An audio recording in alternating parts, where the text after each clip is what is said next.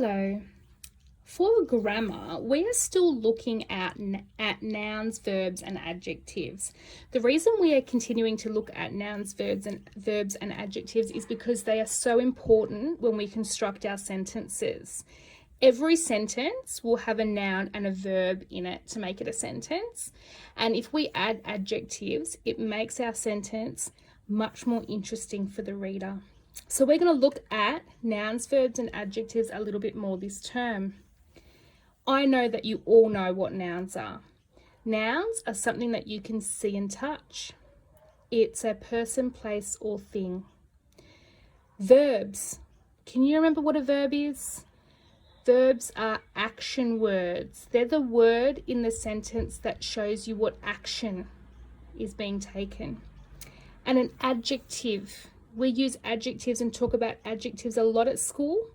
Adjectives are words that describe the noun. They add some interesting words to the noun so that you can get a picture in your mind of what's happening in that sentence.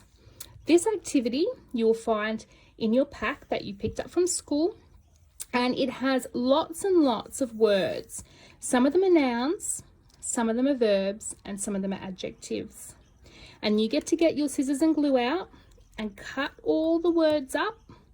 Have a think about what they are, and then you can glue them in each column depending on what type of word you think it is. Let's look at the word apple. Is apple a doing word? Is apple doing something? Is apple describing something? Or is apple something that you can see and touch? I think apple is something you can see and touch, so I'm going to glue apple under noun. Read. Is read something you can see and touch? Can you see and touch a read?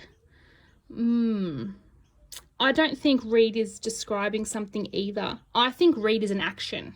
If I'm reading something, I'm doing something. So we will put read under verb. What about the word large? Is large something you can see and touch? Is large an action word? Are you doing something when you say large? Or is it describing something? Can you describe the word apple with large? The large apple. Ooh, I think that means it's an adjective. I've also got the word ball. What could the ball be?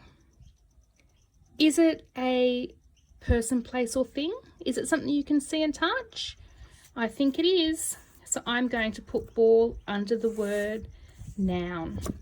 You can cut all these words out and place them under the correct category.